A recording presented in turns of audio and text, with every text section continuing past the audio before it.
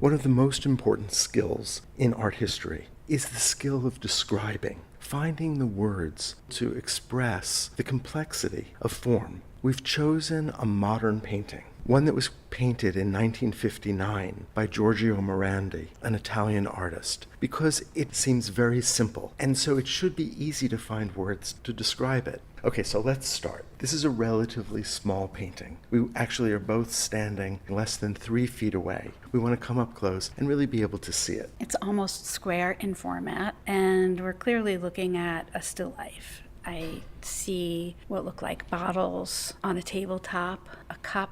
I'm reading that light lavender as a table meeting a horizon line of the wall, which is a light gray behind it, and these objects placed on the table, even though there is no indication of their weight, or they don't cast shadows. So these are things my mind is inferring. I want to start with the ground before we even get to those objects. I see a little band of gray-yellow at the very bottom, this lavender field, and then above that, more of that yellowish gray. All of that is rendered with a fairly wet brush so that you can actually see the paint strokes, and you get a sense that the oil paint is functioning almost like watercolor. It's been thinned out so that there are areas where the paint is almost missing, and you can actually see back to the surface of the canvas behind it. What is most apparent to me is the difference between what my mind wants to do to what I'm seeing and the very stripped down information that I'm given in the painting. In the case of the small fluted bowl in the foreground center, I have more of a sense of its placement on a table because of the darker paint that surrounds it that acts as a shadow and gives me a sense that this is a 3-dimensional object. Although that lavender ground gives me no indication of recession into space. We seem to be looking across at that bowl, and yet we're also seeing a bit of the ovoid at the top. That is, we're looking down at the bowl at the same time. So there is a little bit of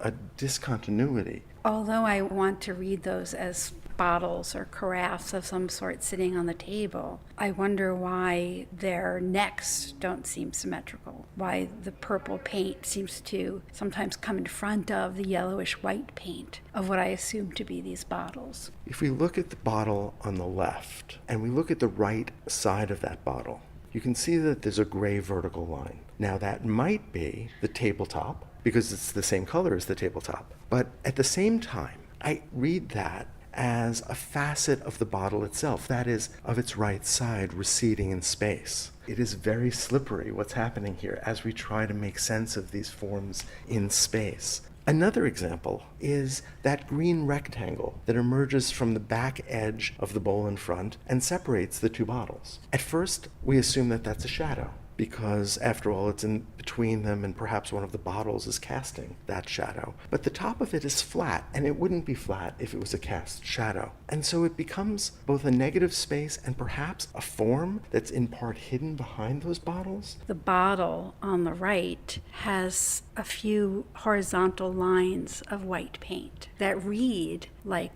the reflection of glass. But the one on the left doesn't have those and is painted in a very flat and matte way without any of that sense of reflectivity. The thing that probably bothers me the most in this painting, and I should say bothers me in a good way because it makes me question what I'm seeing, is the back of the table, which I want to have a continuous arcing form, as if this is the back of a large round table. But right around the shoulders of the bottles, that table edge seems to deform and seems to become a bit more parallel with what I take to be the shoulders of the bottles, so that the back of the table seems to edge up. Or am I possibly looking down at the depth of the bottles? It's impossible to know. But what I come away with is the sense that the artist seems willing to distort what he sees for the internal logic of the canvas that he wants to end up with. for me, this is about a relationship between the painting and the viewer, because it feels so much about confounding my expectations and a kind of insistence on illegibility. And so it feels like a painting that wants to surprise me and make me engaged and activated. Why do we read those two white lines as a reflection in the glass? Our mind and our eyes work together to make sense of the world, which is maybe not giving us as much information as we think it is. So this extraordinarily simple painting of a few objects on a table that are not telling a story, that are not depicting a likeness, is raising fundamental issues of how we see, how we describe, and even of the history of art.